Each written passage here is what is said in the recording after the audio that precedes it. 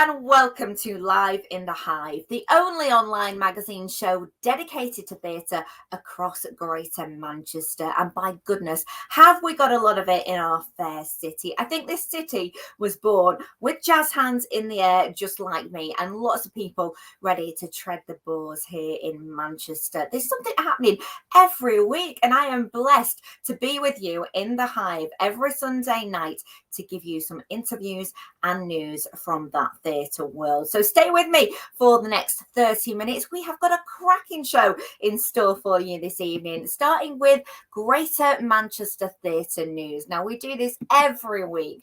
We tell you what's going on in our city, any news of new cast announcements, new shows that are coming to the city centre. It's all there in Greater Manchester Theatre News. And of course, we also have some cracking guests as well. And tonight is definitely no different. We've got Anton Stephans. You might remember him from X Factor. He is joining me to tell me all about a brand new musical called Fisherman's Friends. You are definitely going to love that one. And if that wasn't enough as well, oh my goodness, we have got two of the cast members from a fantastic musical called The Book Thief. Now, it is based on a novel, a best-selling novel, no less. And Katie Clayton and Victoria Brazier will be joining me a little bit later on in the show. So lots to look forward tonight on Live in the Hive. And how are we going to kick off the show? Well, I've got to say, we're kicking it off with an absolutely fantastic man. We had a ball when we had a bit of a chat earlier on this week. It's all about a new musical called Fisherman's Friends. Now, you might recognize that name. No, it's not the Sweet. It's the guys that went to the top of the charts with their sea shanties a couple of years ago. The movie's been out, the sequel is on its way, and now a brand new musical has come to the stage. It's currently going to be on at the Lowry next week. I am super excited, and I got the chance to speak to one of its stars, Anton Stephans, and he told me a little bit what it's like to be in this production. Take a look. I've been really lucky in my career to be at the start of lots of extraordinary things, and this feels like one of those extraordinary moments. It's wonderful being on stage with these extraordinary group of actors who are brilliant. And I really am not just saying that, because you hear that thing that actors say, "Oh, it's just such a wonderful cast, it's amazing," but it really is a joy. This show is much needed in the world, and I love it. I love playing the character that I play, Redfield. And it's it's a wonderful. great story, though, isn't it? And it's actually real life. These guys existed. Right. And they took the world by storm. They even ended up on stage at Glastonbury. I know, right? What have I been doing? What have I been doing wrong all my life? You've been doing sea shanties, Anton. That's what you've not been doing. What was I doing? Starting with Tina Turner, Elton John, and all the rest of them. I should have been singing a sea shanty. That would have sorted it out. So tell us, how does your character, is it Leadville or Leadville? How does it come into the group? All right. So what can we see from you, Anton? Okay, so our Leadville is kind of different from the movie. So if you see the movie, he's probably still as grumpy, which does go into my character. He has a wife. He had a wife who passed away, and that's the reason why he's there. He arrived. He fell in love, and he met this beautiful woman who passed away, but he made friends and family who he considers family. And our lead, who is played by James Gadas, is wonderful, and is actually Leadville's best friend, Jim. And it's a wonderful story about friendship, community, love, and a little miracle that happens in the fishing town. You said before, it's something that we all need in our lives, and I think there's that escapism that you get from a musical on the stage, don't you? And I think when I've seen a clip of you guys performing one of the sea shanties, it does feel like you've all got that bond. Was that easy for you to get? Because you all look like you're having so much fun. It's a wonderful musical to do because we all have to trust each other. when we're singing these shanties, we're singing unaccompanied. So there isn't music. We're trusting each other's voices. We're trusting each other's professionalism. And that's really great to do. And that's what those fishermen do. That's what they do. And it's wonderful how they come up with these beautiful harmonies. And It you get is to sing them every night. it's a phenomenon which happened to them, but also it's like sea shanties took the world by storm. I mean, I would never have thought that. And like, had you Yeah. ever kind of heard many sea shanties before this? Because I certainly hadn't. Can I tell you the truth? Can I tell you the truth? I didn't know anything about any sea shanties. I knew nothing about the Fisherman's Friends. I do zero. I've since learned an awful lot, and I've met the actual Fisherman's Friends, and they are a wonderful group of men. Really, like they're my kind of people. Very blokey, very down to earth, love a pint, Nice. or two or three, and just really easygoing guys. One of the guys came up to me and said his father, one of the lead guys, John, came up to me and said, one of the originators in the group said, my father's name was Leadville, and you did him proud, and that just has done everything for me, and because I wanted to play Leadville authentically. Leadville's got the biggest heart in the world. He's a little bit grumpy sometimes, but he's got the biggest heart in the world. He thinks he's a ladies' man, but he's got completely no game whatsoever. He's got no game whatsoever. But by the end of the show, you see that he finally gets his very first date since Oh, his wife passed away, and actually he loved his wife very, very much, and that was the only woman in his life for him. And I think that's the truth. There was a line that said, he said, I walked my Suzanne down this very aisle. I laid her to rest just out there. And that, oh, yeah. that is the most beautiful. It's You've got heartbreaking, me. isn't it? Yeah, you've got me Heartbreaking, isn't right it? there. Because Oh, he just loved her. He loved her so much. This black man turned up in this Cornish town and started singing she shanties. And look, talking of like the Cornish town, have you been to Cornwall with this? And what do they think? What are the Cornish thinking of well, this we were music? in Plymouth. Well, we were in Plymouth, and you've not. Now look. You've got to understand. I've spent my life in lots and lots of musicals, but also in stadiums, arenas around the world with huge pop stars. I have never seen an audience like this. It's mad. The audiences are on their feet, they're clapping, they're singing along. It's almost, I mean, at some points I've been thinking, we need to get some security guards. They're going to get on the stage in a minute. It's like, it's phenomenal. Oh, It's heartwarming. And even when it's not an easy show. It's a very, very physical show. I mean, you can see us. We're hauling ropes. We're pulling crates over. It's a big show, and it's very technical. Um, and when we're feeling a little bit like we're tired, those audiences every single night, we have had a standing ovation every single night. oh, I have never seen anything like it in any show that I've done in the West End, on Broadway. I've never seen any show like it, so I'm well, you excited can for it. It's guarantee absolutely when you come to the Lowry in Salford, us Northerners are the best audiences. So you will get a standing ovation, no. Anton. I did Smoky Joe's Cafe on tour, and I did it Yes. there, and I did Starlight Express. And you've never seen again audiences. I mean, I thought that somebody was going to climb up on stage with me.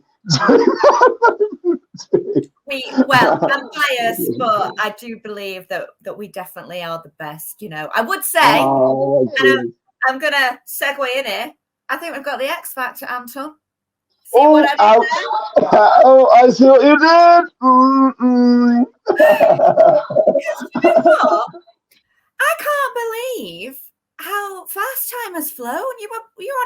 2015, was it? And that's 2015. That's right. That's right. That is It's everywhere. madness. It's crazy. And you know what? I never told anyone that I was going on it. Like I didn't tell my family, didn't tell anyone. And everyone thought I bought my dog for like people go, oh, you bought your dog just to get their hearts. I bought my dog because I couldn't. It's a 12-hour day. I'm not leaving my dog for 12 hours. And I said, if you want me to come, I'll come along to the audition. But I've got to bring my dog. God bless her soul. She had passed away last year. God bless her. But yeah, so it's been a lot, and a lot's happened. I've been very, very lucky. I had a career before the show. Yeah. Well, And you my were the career backing singer for so many big artists, even George Michael, oh, Anton. oh, Because we God rest talked his about you being on the soul. big stages, but George, it doesn't get bigger than George, does it?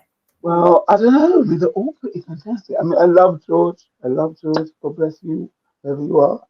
And I get emotional. Wow, you mentioned his name, right? And my heart goes. It was a wonderful time in my life, and I've had the most extraordinary career because I've been able to somehow be able to have an acting or musical theatre background and be able to do this other stuff, which has taken me around the world. I know, and you It's know what? extraordinary. Anton, you're in a boy band. I know now I am finally. I don't even call it a boy band, a boy. That's what I mean, a boy band. I love it. I saw the poster and it said boy band. You, oh, why? And I I was like, resisted it. I resisted the temptation all these years. oh, it's brilliant. You know what? Only in my 50s to come back to it. And why not? You know what? If Take That are doing it and they're kind of around that age, I you know. know, right? I know, right? I mean, if the boys can still be out, and they are out, and they're doing really well, aren't they? I mean, I love all of them, even though they're not, they're separately and together. I love Yeah, them. no, absolutely. Yeah. I'm going to ask you a question. I want a tip off you, Anton. All right. Okay. If I was to sit down and write my own sea shanty, what would you tell me to do? What's the best thing for writing your own sea shanty? Oh my Lord. I think if I knew that, I wouldn't be sitting in this dressing room. I'd be sitting in my own dressing room, in my own theatre, somewhere. What can I say? I think what makes a really good sea shanty, get it out, is again that sense of truth, that sense of honesty. These songs come from working songs. Even the comic ones. Don't hold on the rope. Don't climb up the wall. If you see a sailing ship, all of those ones. From the funny ones to some of the heart wrenching ones, they all come from a place of truth, and I think that's what connects everything. And it's the history of this isle, Yeah, which is actually extraordinary. We have an extraordinary history on this island, and this is what this show taps into, and it doesn't separate anybody; it includes everyone. And I think that's what we're really good at in this country. We're really good at giving a hug and a welcome. I feel very, very in this little seaside town. It's too early for me. Oh, town. I feel really welcome, and Leadfield feels like he's found a place and a family, and it's so beautiful. I love the whole thing. I well, can't wait to share it with you. I'll come and get that great big hug that the Fisherman's Friend, the musical, is going to give me. You got and it. I'll work You got it. on my sea shanty and I'll knock on stage door, Anton, and I'll sing you it. Well, you know what? I'm going to take you on. If you do, I am bringing you on stage at the Lowry, and you are singing it for an audience. So that's the challenge, lady. Up to you. Over to you. That's the challenge. It's laid down. You come up with a sea shanty. We'll take you on stage, and you can sing it for an audience.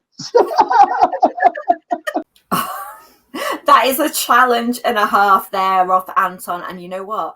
I don't think he's going to let me forget that, is he? And the press night is on Tuesday. So if you fancy helping me out on that, I need all the help I can get to create that sea shanty, then do drop me a line on social media at Live in the Hive 21. I really do need some help with the lyrics on that one, but I love a challenge. So I'm going to rise to it, all right? Fingers crossed there.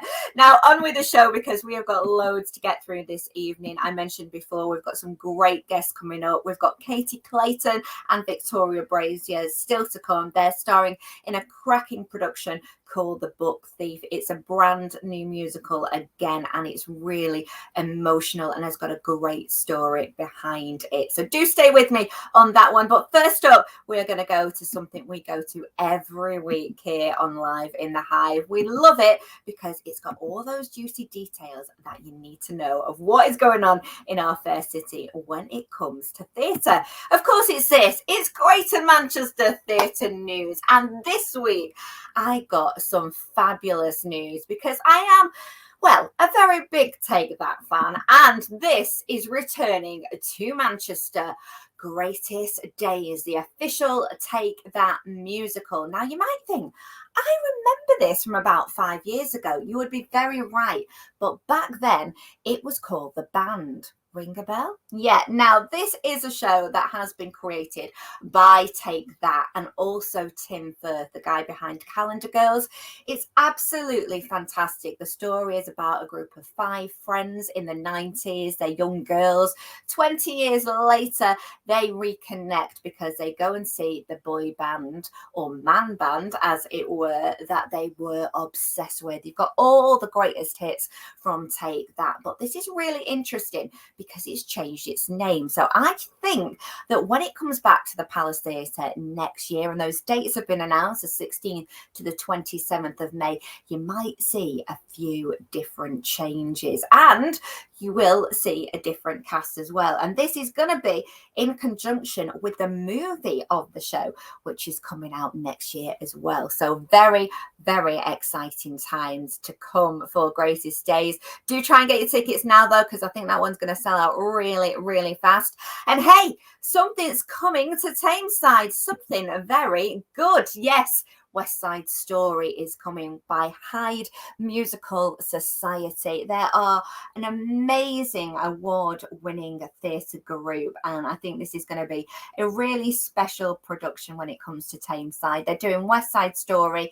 They've been running now for 82 years, this theatre company in Hyde, and last year they did a sellout production of All Shook Up, which featured the music of Elvis. So now they're returning with this Leonard Bernstein classic. They start rehearsing for this next month, and the tickets are available now at hydemusicalsociety.org.uk. So it's hydemusicalsociety.org.uk, and I do think that is going to be cracking to watch out for. I love the sound of that. And a little bit further afield, next week sees the press night of Midsummer Night's Dream, my classic when it comes to Shakespeare, a big favourite of mine. And of course, it is the very first proper production from the Shakespeare North Playhouse, which has recently opened in Prescott. It is really, really a stunning place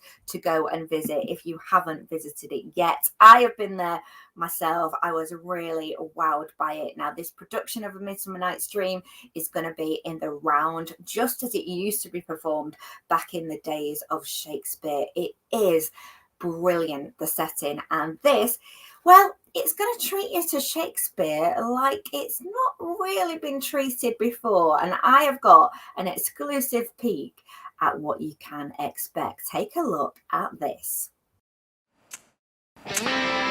Now for Titania. Sing a lullaby.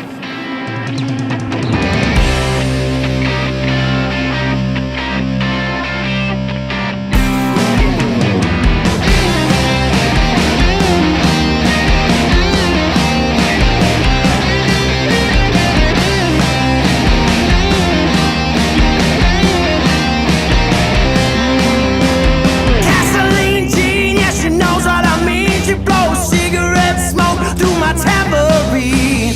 Always see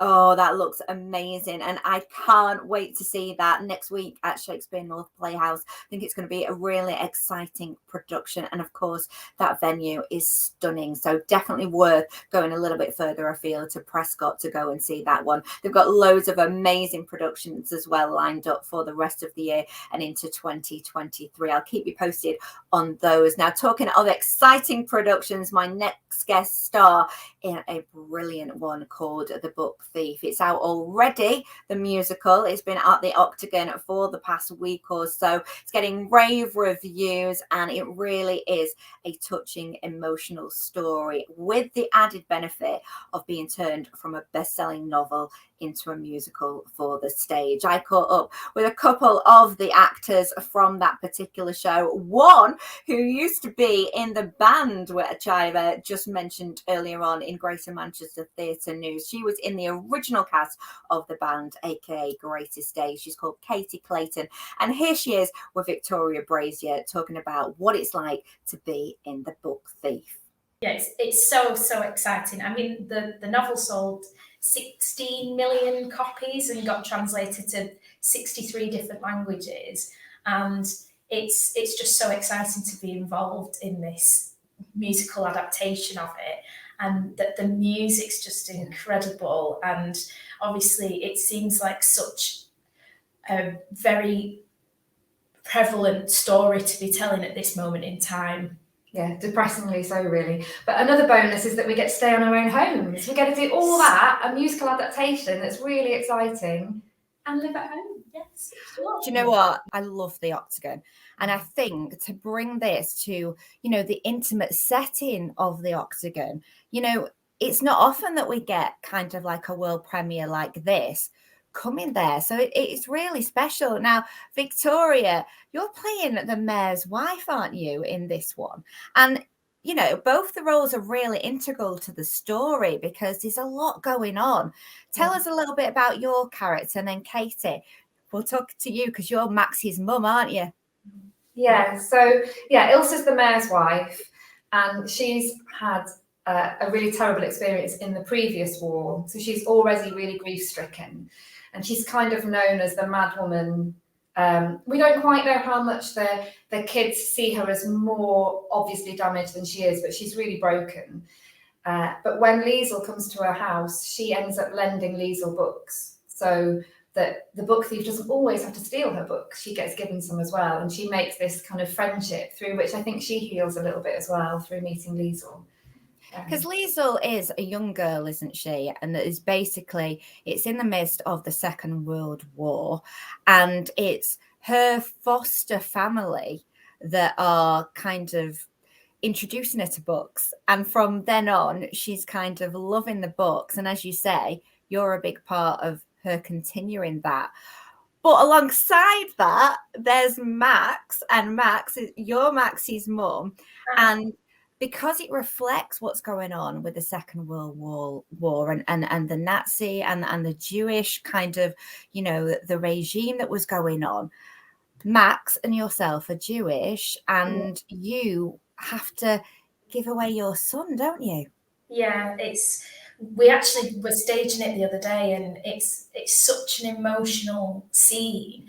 And alongside doing all the staging, we've all been doing different research projects. We've all been given different things to look into. So because of the part I'm playing, I was doing a lot of research into the Jewish-German experience, and it's just so harrowing, and it's just such an awful thing for anyone to have to go through. So I think we're really doing justice to encapsulating just how horrific these times were, whilst also giving that element of hope and kindness, and that's something that runs throughout the whole piece. So as much as everyone's going to need their tissues, there are lighter moments. Yeah, because there's lots about grief, and there's a lot about mothers actually. Because I play Liesl's mum at the beginning as well. There's a lot about mums losing their children. But then there's joy and friendship. I think the friendship between the two kids is really beautiful, and the friendship between Liesl and Max, and just that amidst all of the horror and the awful things that people do, there are amazing people, and that people who seem insignificant can do amazing things, even if they're a little girl. Oh, no, Yeah. Oh, I just think it is just an incredible story. Did you go back to then reading the book before the script? Have you seen the film as well? Because it's been made into a film with Geoffrey Rush. I know. I've not seen the film, and I've been reading excerpts of the book, but I'm kind of wanting to tunnel vision on our musical adaptation of it to make sure that we're in keeping with everything that we're doing as part of the behind the scenes stuff. And we actually had a lovely video sent from Marcus Zusak himself. I know, which was so cool the other day. Andrew just pulled that one out of the bag, didn't he? It was really cool. And so he's basically said, like, the greatest gift is like that you guys just take it and do what you want with it. And so we are, as much as it's very sad at times, there's been lots of tears in the rehearsal room. We're also having a lot of fun doing it as well, creating it into this whole new entity. Well, we've been showing a few pictures of your rehearsals. You do look like you're having lots of fun, and you are working really hard. What an honour to have the writer send you a video message like that. That's amazing. And of course, because it's a world premiere, you know, you're putting your stamp on it in your way as well. So how does it feel creating these characters? Because, you know, this could be something that just goes on for years in time when other people play it, but you guys, you're the first ones. That must be amazing, Victoria. Yeah, it's really exciting. It does feel like one of the most exciting things I've done in my career. And for it to be a musical, for it to be here, and yeah, to get that chance to find those characters and be the first people who, exactly, it could be like Les Mis. I got told off for comparing it to Les Mis the other day. I really love Les Mis, so that's a massive compliment from me. But it could be that it just goes on and that we get to do it for a long time, I hope. Yes, actually being able to be in the room with the writers of the libretto and the music and being involved from that early process is just so exciting. And it's like, obviously we have these incredible shows that have run for years and years and years, but there's not as much room for putting your own little sprinkle of, you know, your touch on things. So to actually get to be involved from the very start is just, it's such a blessing. Like, I'm just so happy. I'm so happy to be here, Michelle. I'm happy to have you here and for you to take the time out to tell us about it. Now, going back to the fact that this is, of course, a musical adaptation, what type of music are we going to be hearing then? You know, are there going to be a lot of ballads? Is there, you know, shine some light, girls. Without giving too much away, I think there's certain numbers that you might be quite surprised about. Look, I think the music is absolutely beautiful. Yeah. There's so much more lively, especially the bit with Rudy. There's some really lively music, but there's some really beautiful. I think my comparison with Les Mis is because there are 12 of us, 12 adults on stage and 2 teams of 2 kids, which is a big show for here, but it's not huge for musical. But we've got bits where we're doing 9-part harmonies, haven't we? Maybe 10-part. There's a band. There's going to be a band of 4 on stage with us. So it's really lush. I feel like it's really full and beautiful.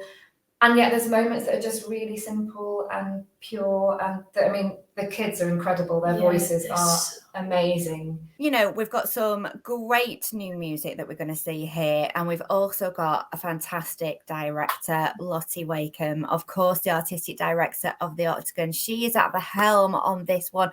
What's it like working with her? Because she's brilliant, isn't she? Yeah, it's brilliant. I mean, I've never worked with her before, so it is really exciting to work with her. And I think particularly on this show, because her family are Jewish, I think, do we say Hungarian, and they had experience of fleeing from Nazi oppressors. So she's got a really personal connection, even to this, that her family have got 2 of the same names as from the stories. Yeah. Is it Max and Liesl? She's got a Max and a Liesl in her family. Aww. So she's absolutely the person who should be directing this show. 100%. And it's just an incredible creative team as well, like in terms of the libretto writers. You've got Jodie Picker and Tim McDonald, and then Alyssa Samsel and Kate Anderson writing the music, and it's just and also the orchestration by Matthew Malone. Like, there's just this incredible team. It's very full in the rehearsal room. They're It's all just, here. yeah. Like, Matthew's here. That's very exciting for us, but he's not travelled as far. But everyone else has come over from the States. That is incredible. Yeah. I mean, the buzz of having everybody about like that and all those creatives, it must feel really, really special. And of course, because you said you're on home turf, is it going to be a big crowd coming in to see you? Who have you got? Friends and family? Is it going to be packed out on the Octagon? I think it's just going to be our biggest fans, isn't it? I've only got two. My mum and dad have just booked, so mum and dad are definitely coming. And yeah, a lot of my friends, 2 of my best friends are coming on press night. Yeah, it's really nice that they can just nip on the train or drive 10 minutes from Manchester to get here. I know, it's so exciting, and a lot of the kids that I teach in my teaching job between acting jobs are coming to watch, and they're all so excited. And I just think it's so nice that you're getting this incredible show on your doorstep, which is just, it's just amazing.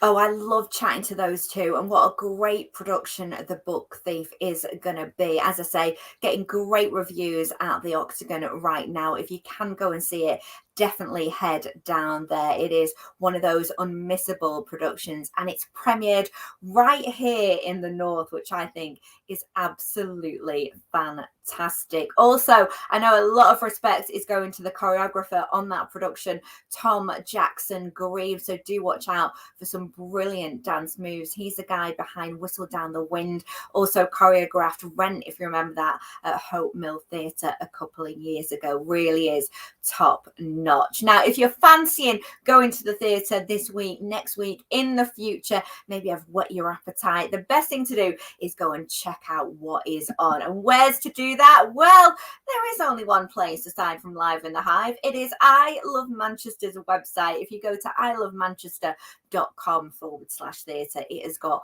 all the reviews and the news that you need to know. And of course, you can give us a follow on social media. As I said before, we're on Twitter and Instagram at Live in the Hive 21. But we're here every Sunday night, 8 o'clock on Facebook, our Live in the Hive Facebook page, and I Love Manchester's Facebook page. So if you want to see more of this, then you know where to be next Sunday night. We've got a cracking guest lined up for you next week. You definitely won't want to miss it. It's another musical in store and a guy called David Hunter. That's all I'm saying for now, but I will see you next week. Until then, have a good one.